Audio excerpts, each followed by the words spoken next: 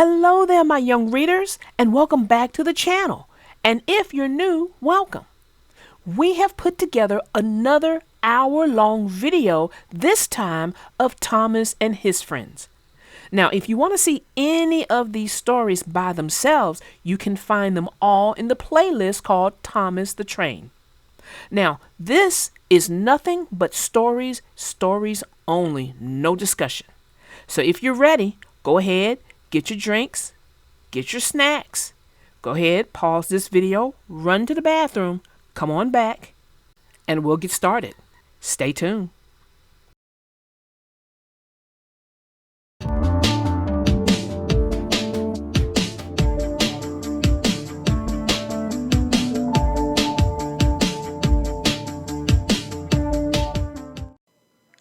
The name of this story is called Thomas Gets a Snowplow, and this is part of the Thomas and Friends series.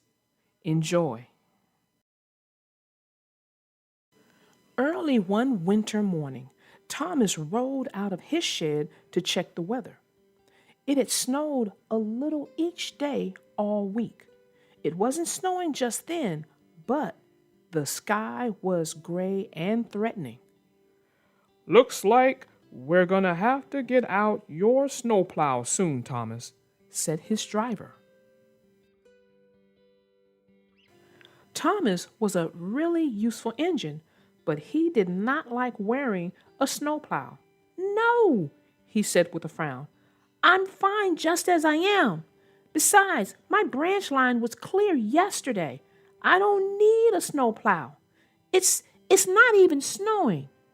"But Thomas," said his driver, "your snowplow would help you be really useful. Why don't you want to use it?" "Snowplows look silly," Thomas grumbled. "The other engines will laugh at me." His driver looked up at the cloudy sky and back down at Thomas. "Well, it isn't snowing yet," he said. "Maybe you won't need your snowplow today after all. But you haven't used it since last winter, and we need to make sure it's still in working order. So you're going to have to try it on." "All right," Thomas grumbled reluctantly. When he saw the snowplow, Thomas felt like steaming away. He really didn't want to put it on, but he had agreed. So, with a few turns of a screw and a few twists of a bolt, Thomas had a snowplow adjusted to his front. "There now," said his driver. "It fits perfectly." Just then, James and Henry pulled out of the shed and saw Thomas. "Ha! Look, Henry," said James. "Thomas is wearing a snowplow. It looks like a tin can." The two engines chuckled and chortled. "It's not even snowing. I wouldn't need a snowplow in this weather," Henry said. "I'm big enough to get through plenty of snow without one." Thomas blushed and looked down. "Please take it off," he whispered to his driver. "All right," said his driver kindly, "but we may need to come back for it," he added, with another nervous glance at the sky. When Thomas started out, there was some snow on the ground, but the tracks were clear. He didn't need a snowplow at all. His first stop was at a small station by an inn. As Thomas was pulling up, it started snowing lightly. The innkeeper hurried out to unload supplies. "Mighty cold winter we're having, Thomas," he said. "I'll need these extra blankets for my guest." Peep, peep, and Thomas was off again. Thomas's next stop was at a general store, where he had a large delivery to make. "Thank you, Thomas," said the owner of the store. "With this weather, I can never have enough snow shovels, hats, and mittens. My customers will be very happy." Thomas smiled, peeped a farewell, and was on his way once more. By the time Thomas made his last stop, it was snowing hard. The trip home was very difficult. The snow was piling up on the tracks, and it was hard to see. Thomas just went steadily on, concentrating on his warm shed and the other engines waiting for him at the end of the line. See, Thomas thought, I can do this without a silly snowplow. Finally, Thomas managed to get back to his shed. Percy, James, and Henry were talking about the snow. I've never seen it snow so hard, said Percy. Suddenly, Sir Topham Hatt hurried in. Toby is stuck on his branch line, he said. We need to go get him or he may be out in the snow all night. Henry, you're the biggest engine here, so you will have to do it. But it's snowing so hard and it's so cold, said Henry. Sir Topham Hatt gave Henry a stern look. Henry quickly changed his mind and said, But I'm faster than Percy, James, or Thomas, and I'm big enough to get through this snow without a snowplow. So Sir Topham Hatt climbed aboard, and they were off. Thomas's driver looked with concern at the swirling snowstorm. I'm putting on your snowplow, he said. I have a bad feeling about this snow.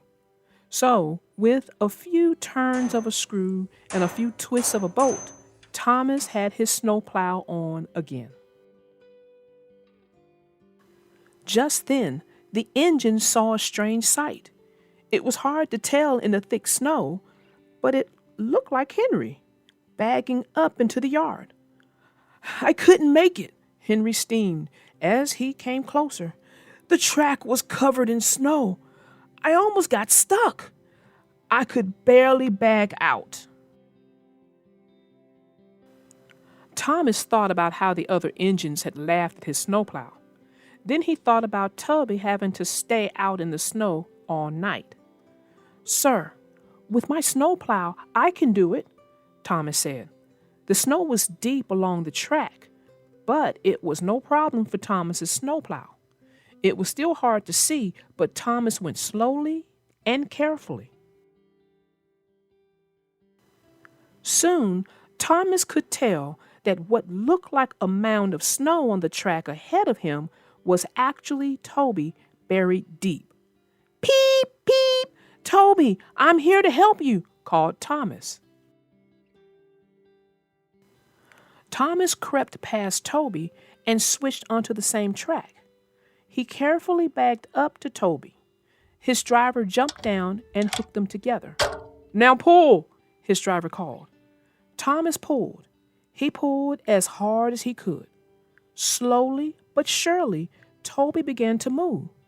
And slowly and surely, Thomas pulled Toby through the snowstorm.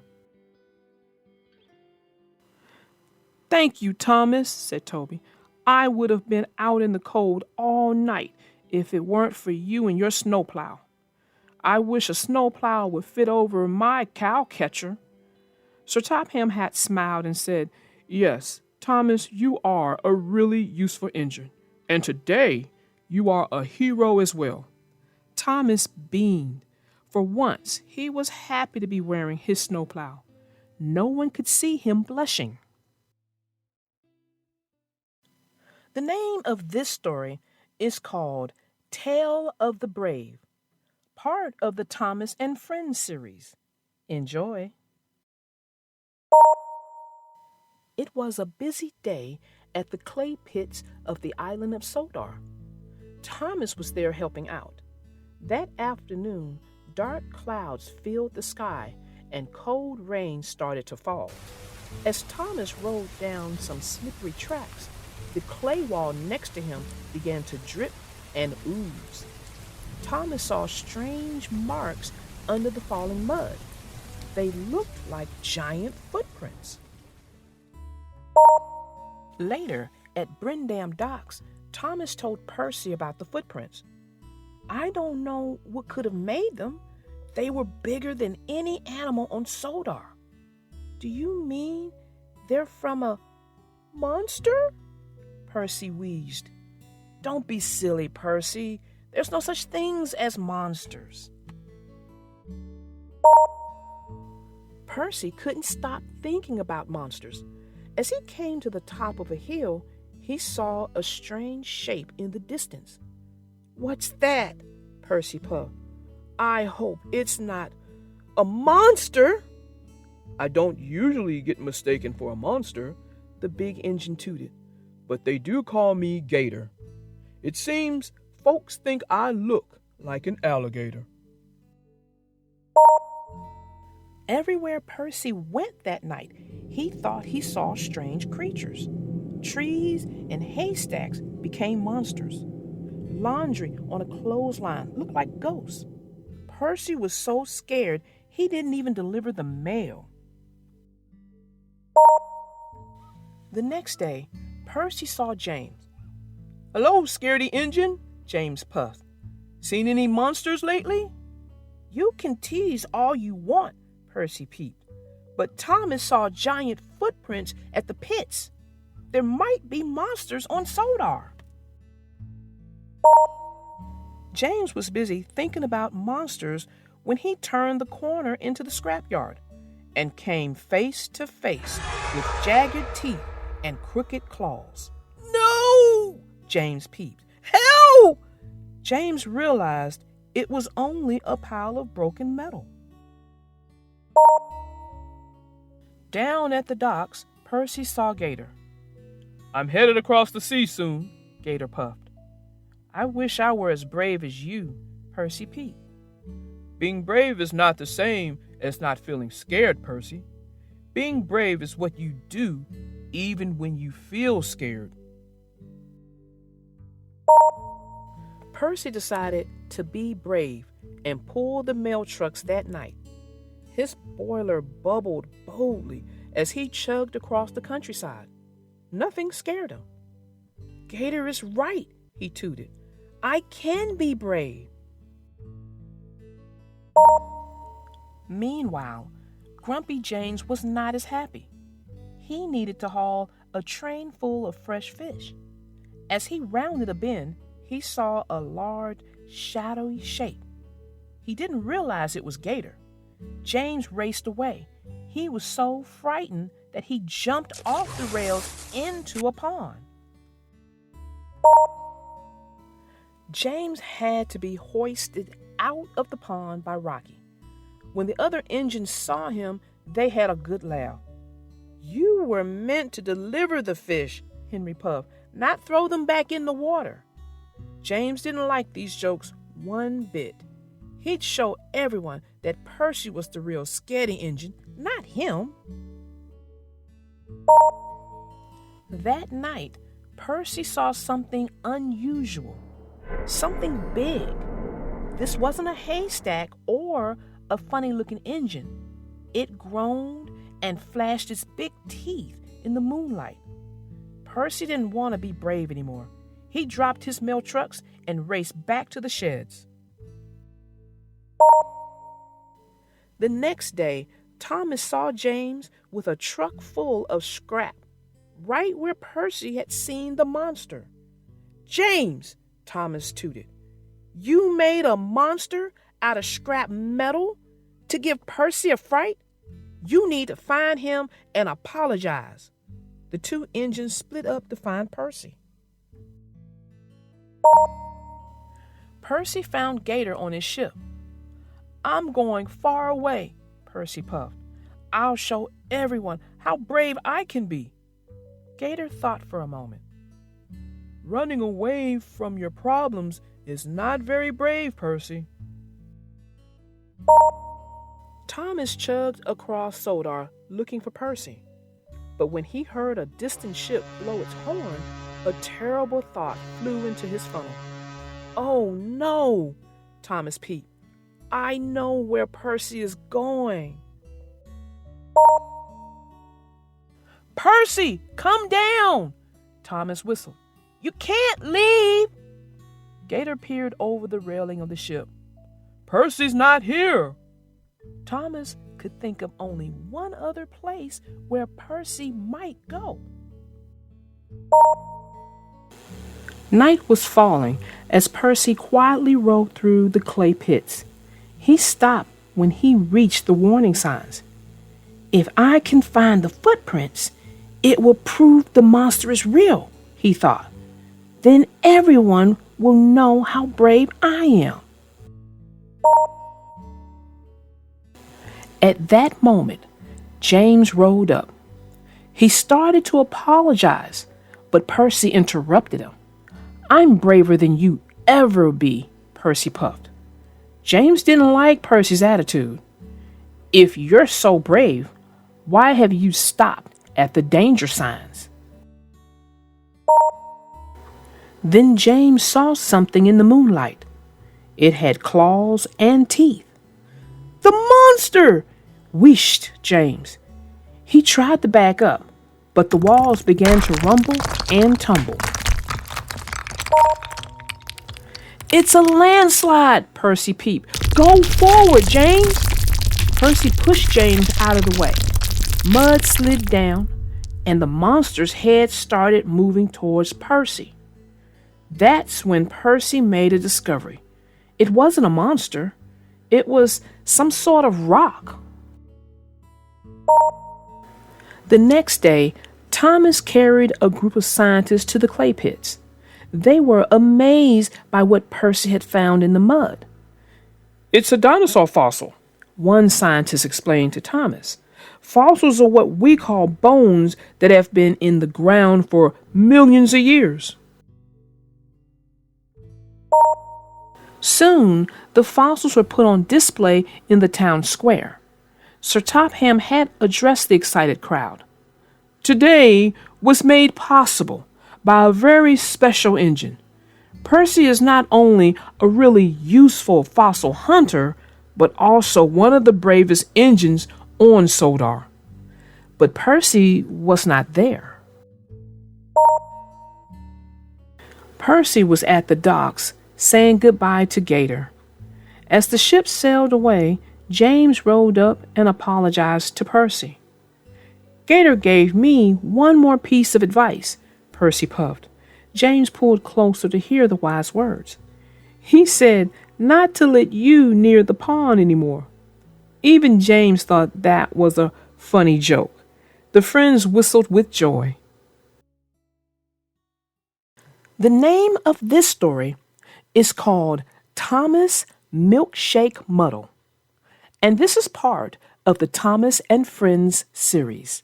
Enjoy. Once a year, the children of Sodar are all invited to a special summer party. There was to be ice cream and cake for everyone. Every engine wanted to be the one to take the children to the party. On the day of the party, Sir Topham Hatt came to Tidmouth Sheds. Thomas hoped that he would be taking the children, but Sir Topham Hatt chose Emily. He had other jobs for Thomas. Thomas, first you have to go to the dairy to collect milk to make ice cream. Then you must go to the farm on the other side of the island to collect milk for cakes, all in time for the children's party. Thomas set off proudly. When Thomas arrived at the dairy, the manager told him he was to take the milk churns to the ice cream factory. You have to go very slowly, he told Thomas. So Thomas steamed carefully away. When stopped at the signal, he met Emily. Hello, slow coach, she whistled. I'm not being a slow coach, huffed Thomas.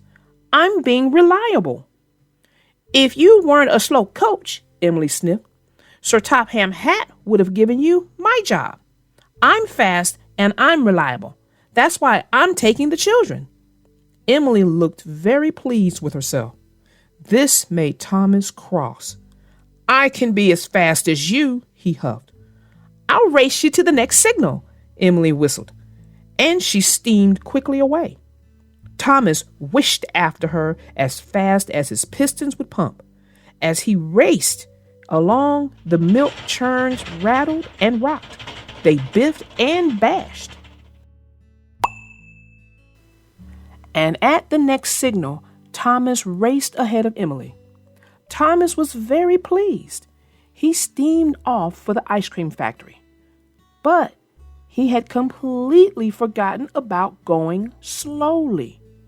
The ice cream factory manager was very happy. Thomas had delivered the milk in record time. Now the factory could make ice cream for the party. But when the manager looked into one of the churns, he was very surprised. "This milk is almost butter," exclaimed the manager.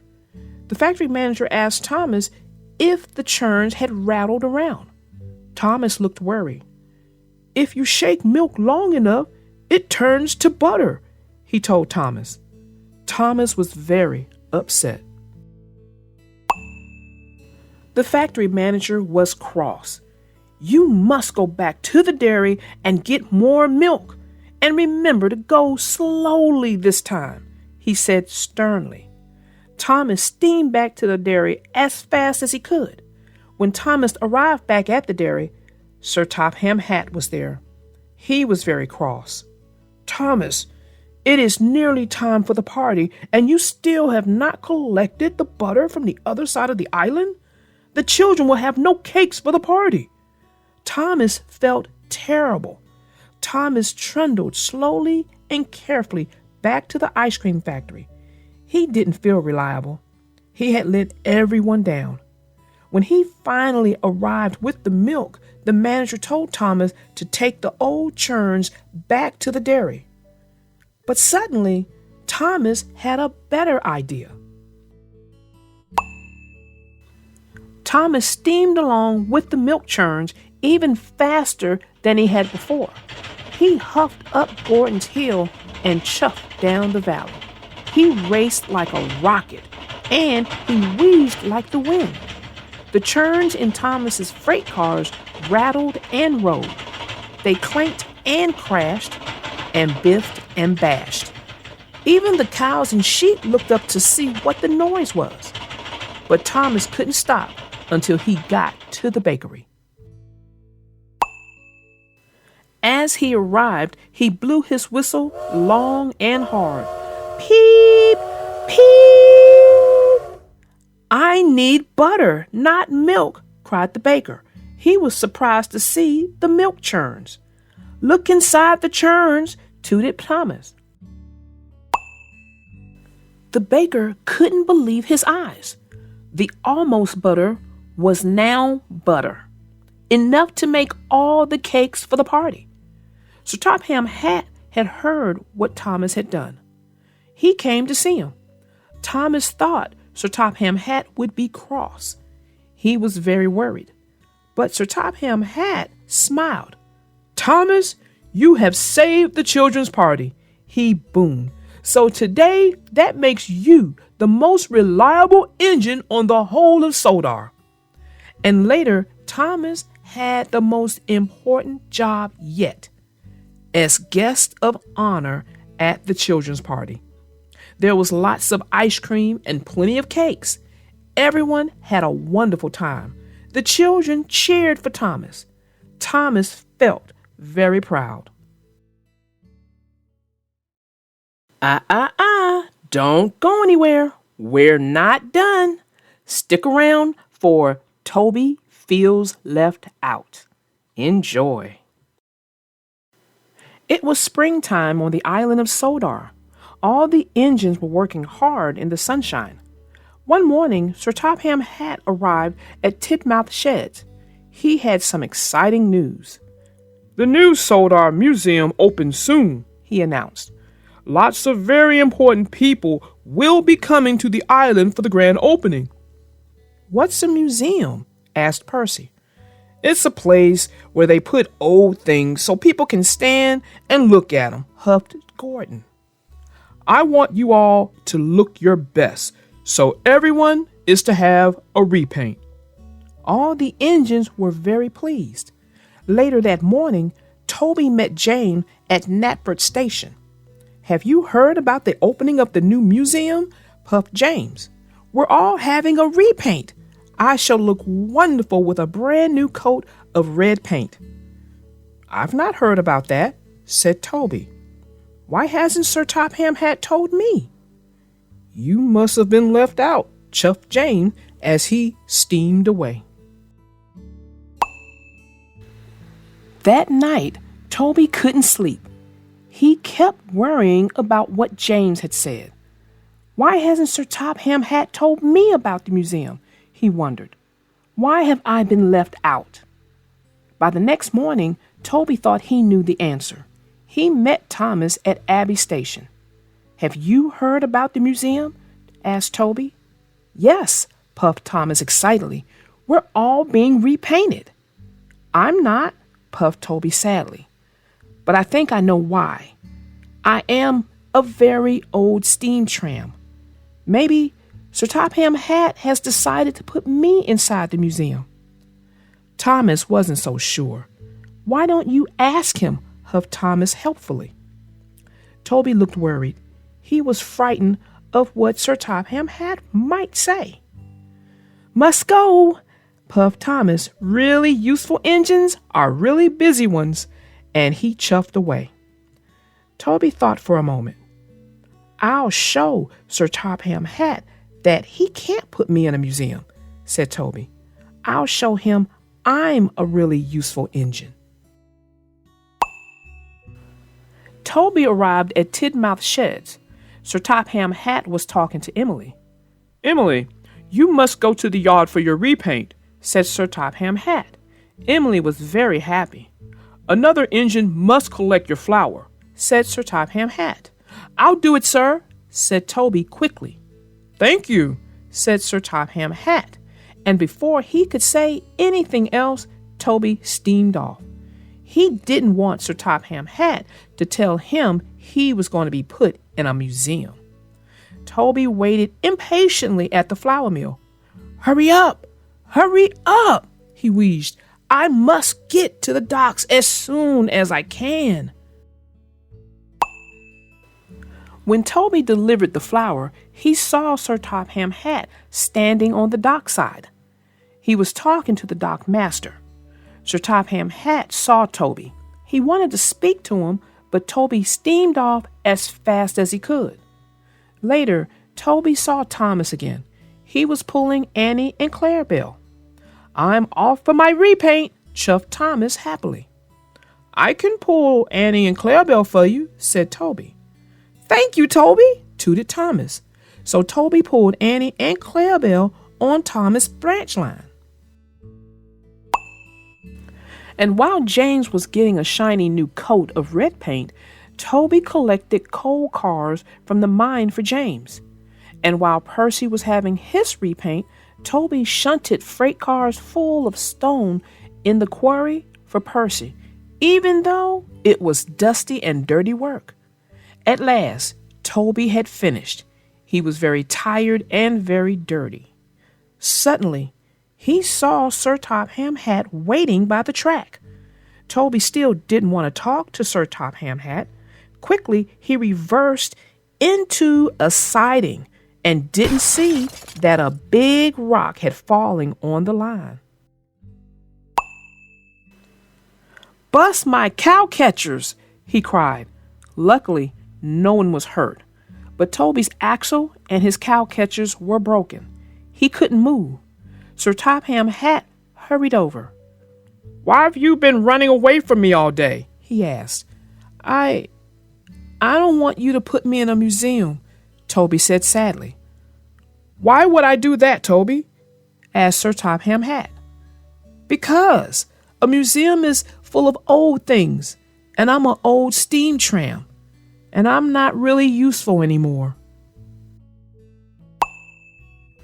Sir Topham Hatt smiled. "Toby, you may be old, but you are far too useful to be put in the museum. You have worked harder today than any other engine, and as Soldar's only steam tram, I have a very special job for you. First, you will have a special polish. Then, you are to take all the visitors to the museum for the grand opening." Toby felt very happy. he let out a great whoosh of steam. "I've been trying to tell you that all day," added Sir Topham Hatt. Toby smiled. He felt very silly. So Toby's axle and cow catchers were repaired, and then he was polished until he looked as good as new. On the day of the museum opening, Toby picked up the visitors at the docks and puffed them proudly to the new museum. Toby was proud to be old, and he was even prouder to be the only really useful steam tram on the island of Sodor. Hold up! Wait a minute! We're not done. We got another story, and the name of this one is Thomas and the New Engine. Enjoy, guys. The trains on the island of Sodor kept very busy. There are always lots of jobs to do. One morning, Sir Topham Hatt came to Tidmouth Sheds. "A new engine has arrived on the island," he announced. "His name is Neville. You must all make him feel welcome. A happy engine is a useful engine." Later, Thomas was stopped at a signal. The signalman called down to Thomas, "The bridge ahead is unsafe. Thomas, you are to collect a piece of ironwork so the bridge can be repaired." "Yes, sir," huffed Thomas. At the yards, Airy and Bert were with Neville, the new engine. Neville was a steamy, but he had a square body like a diesel. Neville was backing up towards some trucks. "Nearly there," said Airy cheekily. "Nearly there," said Bert naughtily. Then there was trouble. "Watch where you're going, clumsy wheels," Airy and Bert laughed. Neville looked sad. "It's not our fault if you're a silly steamy," oiled Bert, and they laughed even harder. Thomas arrived at the yards. He could see Airy and Bert laughing with Neville. That must be the new engine, he thought. He must be friends with the Diesels. Thomas arrived at Knapford Station. "Have you seen the new engine yet?" asked James. "Yes," said Thomas, "but we'd better be careful. I saw him at the yards with Airy and Bert, and they were laughing together." James was shocked. A steamy friendly with Diesels? As Thomas left, Edward pulled in. "Have you heard about the new engine?" snorted James. And he started to tell Edward all about Neville. Later, Edward was taking on water. He was talking to Percy. "The new steamy, Neville, is best friends with the Diesels," Edward puffed. "He doesn't want to be with steamies at all." "How do you know?" peeped Percy. "James told me, and Thomas told him," whistled Edward. Later, Percy met Emily at a red signal. "Don't go near Neville, the new engine," he told her. "The Diesels have told him to biff into steamies. Edward told me, James told Edward, and they heard all about it from Thomas."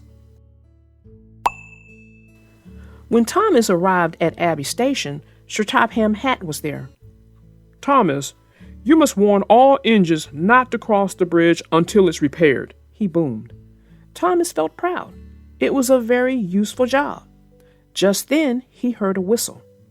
Someone was coming. Thomas had to warn them. It was Neville, pulling Annie and Clarabelle. Thomas was shocked. Annie and Clarabelle were his characters. "Hello," puffed Neville cheerfully. "I'm not talking to you," Thomas puffed crossly. Neville didn't know what he had done. Then Emily pulled in next to Neville. "Hello," said Neville happily. Emily let out a whoosh of steam. "It's no use trying to make friends with me. I know you're going to biff into all the steamies, just like Airy and Bert told you to." Thomas was surprised, but the station master blew his whistle, and Neville puffed sadly away. Where did you hear that Neville was going to biff into all the steamies? Thomas asked Emily. Don't you know? Emily whistled. Percy told me. Edward told Percy. James told Edward. And you told James, huffed Emily. But I only said to James that I'd seen Neville with Harry and Bert. Then Toby arrived. Have you heard about Neville, the new engine? He puffed. Henry saw Harry and Bert be horrible to him at the yards. Emily looked shocked. Thomas couldn't believe it. Neville wasn't friends with the Diesels after all. Where was Neville going? Emily tooted. Cinders and ashes, cried Thomas. Neville's heading for the broken bridge. I must stop him. Neville was speeding through the countryside as fast as he could. Suddenly, Neville saw a barrier on the track. He slammed on his brakes, but it was too late. Neville was in terrible trouble. He was on the broken end of the bridge. Thomas knew it was all his fault. Suddenly, he had an idea. Thomas steamed slowly and carefully onto the bridge. He gently bumped Clarabelle and was coupled up. Thomas was very scared. Slowly and steadily, he began to pull Neville back from the edge. The bridge made a creaking noise. Thomas knew he must hurry. He pulled as hard as he could, and with one big puff, he pulled Neville's wheels off the bridge. Thomas had done it. He had saved Neville and Annie and Clarabelle. Thank you, whistled Neville. I should have warned you, puffed Thomas, but I was too busy believing silly stories. I thought you didn't like steamies, but now I know I was wrong. Thomas gave Neville a long, friendly toot-toot. Neville was very happy. At last, he knew he had a good friend in Thomas. The name of this story is called Thomas and the Treasure, and this is part of the Thomas and Friends series. Enjoy. Brendam Docks is a very busy place. Engines bring freight cars, cranes unload cargo, and ships bring visitors. One day, Thomas had to collect a very important visitor, the Admiral. Thomas was to take the Admiral to open the new Maritime Museum. It was a museum of all about the sea. Salty was excited. The Admiral is always looking for lost pirate treasure on Sodar, he said. Pirates? Scuffed James. Treasure? Huffed Emily. Yes, said Salty, but no one has ever found it. Salty told them there were 3 clues. First, find the eagle of the mountains. Its beak will point to the clouds not in the sky. Then those clouds will lead to the skull and crossbones. There you'll find the treasure, me hearties. Eagle? Clouds? Skull and crossbones? Tooted Thomas excitedly. I'm sure I could solve those clues. Emily and James thought it was all nonsense, and that made Thomas cross. Just then, the Admiral arrived. Thomas puffed off to collect them. The Admiral had to be at the museum in time for the grand opening. Thomas felt very proud to be taking him. What if I arrived with the Admiral and a chest of pirate treasure, thought Thomas. That would show James and Emily. So Thomas chuffed onto the track away from the museum and set off into the mountains to look for the first clue. How could an eagle point the way? Wondered Thomas. How could clouds not be in the sky? And Thomas knew he had never seen a skull and crossbones anywhere. Later, Emily puffed towards Thomas. There's no such thing as treasure, she laughed. But Thomas paid no attention. The eagle of the mountains had to be somewhere. Then he saw something wonderful. A mountain that looked like an eagle. Thomas was very excited. "I've found the first clue," he hooted happily. "Now I'll find the next one." The eagle's head would point the way. Suddenly, Thomas saw a track leading in the direction of the stone beak. "Where are you going, Thomas?" wished James. "To find the clouds that are not in the sky," whistled Thomas. "How silly," snorted James, and he chuffed away. But Thomas didn't mind. He knew the clouds were here somewhere. And then he saw them. The clouds not in the sky were reflections of clouds in the lake. "I found the second clue," wished Thomas excitedly. "One more and I'll find the treasure." Thomas looked for a long time, and he forgot all about the Admiral. Then Harold arrived with Sir Topham Hatt. "The Admiral is late for the opening of the museum," he boomed crossly. "You have been unreliable," added Sir Topham Hatt. "Harold will now take the Admiral to the museum." Thomas felt very foolish. If only he hadn't spent so much time looking for the clues. "Fancy believing in a silly old story," laughed Harold. "Everyone thinks I'm silly," huffed Thomas. "But I still believe there's treasure." Thomas puffed sadly along the track away from the lake. Thomas had never been this way before, so he didn't know where it would lead. It led him into a tunnel.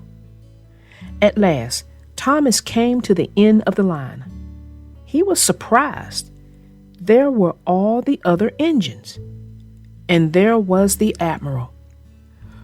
"I am very proud to declare the new Maritime Museum open," he announced. Everyone cheered and whistled. Then Thomas saw something even more exciting. "That's it!" Thomas tooted. "The pirate's treasure's right here." "Don't be silly," huffed Emily. "Everyone knows it's just a silly old story," snorted James. But Thomas knew he was right. "I followed all the clues," he puffed proudly. "And you have found the skull and crossbones," cried the Admiral. Everyone was surprised. "Someone, get me a shovel." The Admiral was so excited he dug for the pirate treasure himself. He found a big wooden chest. Inside was the pirate treasure. "The pirate treasure will be the most important thing in the whole museum," said the Admiral. "Thomas," boomed Sir Topham Hatt, "you have made this the best opening ever." Thomas was very proud. He had been right to believe in Salty's story. He had found the treasure. Well, that ends that story. But next is Duncan's Bluff. So sit back, relax, and enjoy. It was winter time on the island of Sodar. Duncan was busy puffing through the white mountains and the frosty forests. He was proud to be a narrow-gauged engine. Duncan was delivering coal to the villagers. They were going to need extra coal for the main coaling plant. So James and Thomas brought coal to the wharf. Duncan chuffed in to talk to James. "You were a long time getting here," teased Duncan. "You're lucky I came at all," wheezed James crossly. "I've got an important job to do later. I'm taking some kids to a concert. Oh? Is doing 2 jobs in one day too hard for you? Duncan chuffed cheekily. Puh, snorted James. I can do more jobs in one day than you can. I'm really useful. This made Duncan cross. How about a wee contest? Chuffed Duncan. I bet I can take more coal to the villages faster than you can deliver it. All right, puffed James. You're on. I'll show you who's fastest, chuffed Duncan. But Duncan was worried. James was big and strong. I hope I can be as fast as James, he puffed nervously. So Duncan delivered all his coal, as fast as he could. Must beat James, he puffed. But when Duncan arrived back at the wharf, James was waiting for him. I told you, mainline engines were the fastest, teased James. Duncan looked at the long line of freight cars. There was plenty of coal for the villagers there. But Duncan didn't want to lose. Oh, is this all you brought? He tooted. The villagers need lots more coal than that. Then I'll bring more coal than you've ever seen, puffed James. James raced back to the coaling plant, and Duncan delivered the coal to the villagers. Now all the villagers had plenty of coal. Duncan puffed back to the wharf. But when Duncan arrived at the wharf, there were still lots more coal cars waiting. So Duncan decided to play a trick. I'll hide the coal cars before James gets back, he puffed. Soon, all the cars were hidden. Now, James will think I've delivered all the coal, Duncan chuffed cheerfully. James had collected lots more freight cars from the coaling plant. He was puffing harder than he had ever puffed before, and he was using lots of coal. At last, James arrived at the wharf. There was Duncan. You still haven't brought enough coal, teased Duncan. I thought you were supposed to be really useful. I'll soon be back with so much coal, puffed James, it'll take you all winter to deliver it. Oh, we'll see, puffed Duncan. James still had to take the children to the concert, but he had been puffing so hard he had used up all the coal in his tender, and soon he ground to a halt. That evening, the narrow gauge controller came to see Duncan. James is stuck. He's run out of his coal, he announced. Now he won't be able to take the children to the concert. Duncan felt terrible. He thought about all the coal cars he had hidden. He thought about James, and then he thought about the children. I have to tell you about the hidden coal cars, he wheezed. The narrow gauge controller listened hard. You have caused delay and confusion, he said slowly. But you have told the truth, and a useful engine always tells the truth. I'll only be a really useful engine if I can help James, whistled Duncan. So Duncan collected one of the coal cars he had hidden. Snow started to fall. Duncan rattled along the icy tracks. Until at last, Duncan found James. What are you doing here? Snorted James. I played a trick on you, chuffed Duncan. I didn't take all the coal to the villages. I hid it from you. You are the fastest and a really useful engine, Duncan added. But James told Duncan that he was a really useful engine too. You brought the coal to me so quickly, I will still be able to take the children to the concert, he puffed. Thank you, Duncan. The coal was quickly loaded into James' tender. Soon his fire was roaring and his boiler was as warm as toast. He steamed off to collect the children. Duncan felt happy. James, is a really useful engine," puffed Duncan. "Oh, but so am I." And he chuffed happily away to deliver more coal to the snowy villages. Well, that ends that story. But up next is seeing the sights. And if you need to take a break, go ahead and pause, come on back, and we'll get started. There are lots of wonderful sights to see on the island of Sodar. One summer's day, Thomas was given a very special job. Thomas, Said Sir Topham Hatt, you are to collect some very important visitors from the mainland.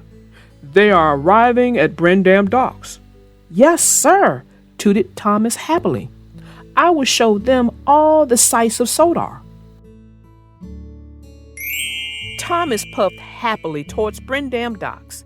Thomas pulled up at the gangplank. "Welcome aboard," he tooted. "I will show you all the wonderful sights of Sodar." Just then, Gordon steamed in. I should be showing the sights to the important visitors, he sniffed. "Why?" huffed Thomas. Because, wished Gordon, I could show them around much more quickly than you. Then they would see everything there is to see on Sodar. Thomas was cross. "I can show them all the sights just as quickly as you can," he whistled. "Just you wait and see." Thomas heard passenger doors slam. Everyone's on board, he thought, and he chuffed away as quickly as he could. So much to see, so much to see. Let's get a move on. Count on me. Then there was trouble. Thomas had left some of the visitors behind. Later, Thomas had to wait at a signal. Bertie the bus drove up. He had picked up the visitors Thomas left behind. Bertie honked his horn, but the signal had changed and Thomas puffed away. Thomas was in a hurry. "Silly tank engine," parped Bertie. "I will have to chase after you." The children on board Bertie thought a chase was great fun. Thomas arrived at Black Lock. "Everyone out to see the seals," he tooted. "Hurry up! Hurry up!" The visitors took their cameras to see Black Lock. Thomas had to wait. He didn't like waiting. He had to show the visitors all the sights. Otherwise, he thought, I won't be as fast as Gordon. "Time to go," he peeped loudly. Thomas heard a passenger door slam. Everyone must be on board, he thought, and Thomas chuffed away as fast as he could. But Thomas had left more visitors behind. Soon, Thomas arrived at the Scottish castle. "Everyone out," he peeped. "Hurry up! Hurry up!" Then Thomas had to wait again.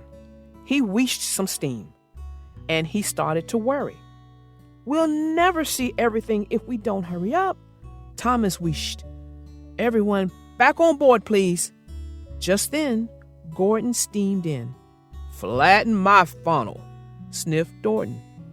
"You haven't seen many sights." "Yes, we have, and we're going to see more," huffed Thomas. He was cross. He puffed away as quickly as he could. But more visitors were left behind. Thomas steamed into the fishing village. "Here's the next sight," he puffed. "Everybody out, please." But Thomas couldn't hear any passenger doors opening. He was puzzled. Just then, Bertie arrived. "What's happening?" asked Thomas. "No one's getting out, Thomas," beeped Bertie, "because no one's left on board." Thomas was surprised. "Cinders and ashes," gasped Thomas. "You were in so much of a hurry, you left them all behind." Thomas was upset. "I must go back and pick up everyone." But first, he collected the visitors from Bertie the bus. And he steamed back to the castle. He picked up his passengers and puffed quickly back to Black Lock. With all the visitors on board, Thomas set off again. Thomas had to stop at a junction. He looked at the view of the sea. It was beautiful. I wish we could stay here all day, Thomas wished. There are so many things to do. The visitors looked out the windows. Their faces smiled when they saw the blue sea and the golden yellow sand. Suddenly, Thomas had an idea. We will stay here all day, he whistled. The visitors had a lovely time, making sand castles, riding donkeys, and eating ice creams. Thomas was very happy. You won't see all the sights eating ice creams, sniffed Gordon. It's better to see one place properly than lots of places in a hurry. Thomas chuffed happily. All the visitors agreed. The name of this story is called Race to Callan Castle, and this is part of the Thomas and Friends series. Enjoy. It was a beautiful day on the island of Sodor. Spencer, one of the big engines on the railway, was happy because he had a very important job to do. He was taking the Duke and Duchess of Boxford to Callan Castle for Lord Callan's birthday ball. The Duke and Duchess were waiting at the station near their summer house with a special gift for Lord Callan. We have to arrive in good time, Spencer, said the Duke as they boarded their own special coach. I'm giving a very important speech. Don't worry, sir, Spencer replied. I won't let you down. Meanwhile, Thomas the Tank Engine was waiting at Knapford Station when Bertie arrived. Just as they were saying hello, Spencer pulled in. The engines heard the sound of a bicycle bell signaling the arrival of Mr. Percival. You're not still riding that old thing, are you? asked Sir Topham Hatt, chuckling. I prefer my bike, Mr. Percival replied. 2 wheels are best, I always say. The engines thought that was very funny. Bertie thought 4 wheels were best. Thomas thought 6 were even better. Spencer was certain that 20 were best of all. The Duke and Duchess were in a hurry, so Spencer chuffed away. But as he sped along, there was a sudden bang. Spencer came to a stop. What was that? asked the Duke and Duchess. My valve gear has snapped, said Spencer, looking embarrassed. Now what? asked the Duke.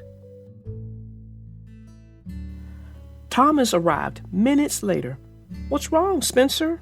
Have your mighty 20 wheels let you down? He asked, teasing.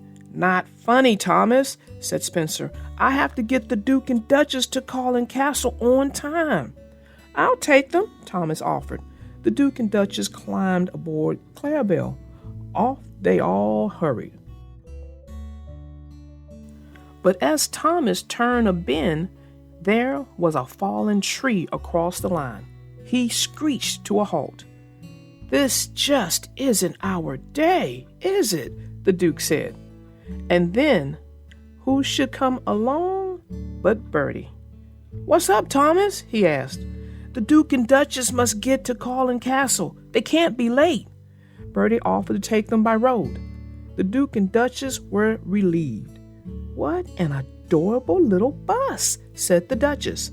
As I told you, Thomas, 4 wheels are best, Bertie said.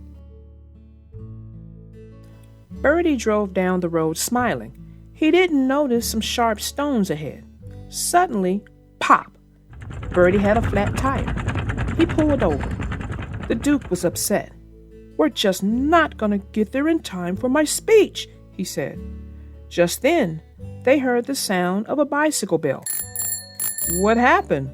Mr. Percival asked as he rode up. When the Duke explained, Mr. Percival offered to help. I suppose I could ride on the handlebars, the Duchess said doubtfully. No, Mr. Percival replied, laughing. Wait here, I'll get help. 2 wheels to the rescue, as I always say." He rode off to the nearest telephone to call the Sodar Search and Rescue Center. Very soon, there was the sound of propeller blades, and Harold the helicopter appeared. "Hop aboard, your graces," said Harold. He took off, and before long landed in the grounds of Callan Castle. "What an arrival!" said Lord Callan as he greeted his guests. "But where's Spencer?" "We'll tell you all about it over dinner," answered the Duke. "Thank you, Harold," the Duchess said. Harold smiled and flew off. At Knapford Station that evening, Spencer, Bertie, and Thomas were chatting about the day's events. Spencer was embarrassed because he had broken down with royalty on board. "Well, you're all fixed now," Thomas told him. "And my flat tire's been mended," Bertie said. Just then, Harold swooped over. "It was Harold who saved the day," Thomas said. "And he didn't use any tires. Ha ha ha." And as Harold flew off, everyone smiled. Well, that was the end of that story. Hope you guys enjoyed it. Up next is the best engines ever. Stay tuned. Connor and Caitlin are very fast engines who love racing each other as they take passengers back and forth between the island of Sodar and the mainland. One day, as they sped around a bend, Caitlin was alarmed to see a red flag at the side of the track.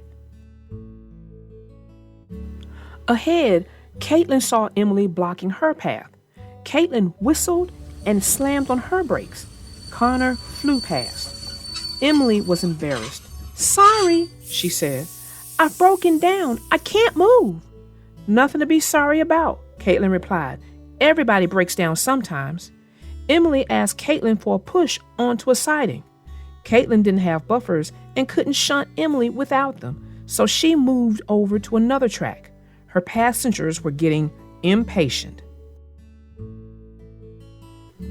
Later that day, Emily was still waiting on the tracks when Caitlin returned. "Hi, Caitlin," said Emily as Caitlin switched tracks. "Where are your coaches?" "I'm taking you to the steamworks," Caitlin replied as she buffered up behind Emily.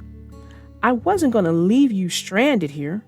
As Caitlin pulled Emily along, Connor appeared, ready to race along. Caitlin sped up. "Wow, this is fast," Emily said. "Not really," Caitlin replied. "You're a bit heavier than my coaches." "What?" said Emily. "You're a great big steam engine, like me," Caitlin explained. That made Emily smile. Connor was so fast that he soon caught up and sped by Caitlin and Emily. But he slowed down as he approached the station. Caitlin and Emily continued to the steamworks. As Emily was being lifted onto the gantry crane, she told Victor about Caitlin. "She's so fast. She must be the best engine ever." "Being fast isn't everything, Emily," said Victor kindly. But Emily was daydreaming. She saw herself racing along the main line like a Caitlin. A few days later, Thomas the tank engine saw Emily at the shunting yards. "What's the matter?" Thomas asked when she didn't reply to his hello. Emily sighed. "Caitlin is better than me at everything." "Everything? She can't be," Thomas said firmly. "But she is, Thomas," Emily said. "She really is." Nothing could make Emily feel better. The next day, Emily was delivering goods to Wolfstead Castle. She was surprised to see Caitlin on another track. Her driver and fireman were examining her and looking puzzled. "Did you break down?" Emily asked. "No," Caitlin answered, "but my driver thought he heard a strange sound. They're checking me over." "Looks like you'll beat me on the way down the hill," Caitlin said. Emily smiled. Emily headed down the steep hill away from the castle. Suddenly, she heard Caitlin calling for help. "My brakes! My brakes have failed! Help!" Caitlin cried. "Look out, Emily! I can't stop!" Caitlin was barreling down the hill. Emily tried to speed up. Suddenly, she heard a terrible crunch as Caitlin rammed into her from behind. "Don't worry, Caitlin, I've got you," said Emily as she braced herself and slammed on her brakes. Finally, Emily managed to slow them down, and they stopped safely at the bottom of the hill. Caitlin sighed with relief. "Oh, Emily, you're my hero." Emily smiled proudly, but when she pulled forward, she heard an awful crunch. The front of Caitlin's streamlining was dented and bent. "This is why I don't push or shunt," Caitlin said. "It always messes up my skirt." "Is that why you didn't push me onto the siding? Because of your skirt?" Emily asked. "Yes. I wish I had buffers in front, like you," Caitlin answered. "How brave you were today, Emily. I'm so lucky to have a friend like you to help me." "Everybody breaks down sometimes, Caitlin," Emily said with a chuckle. "And I'm lucky to have a friend like you."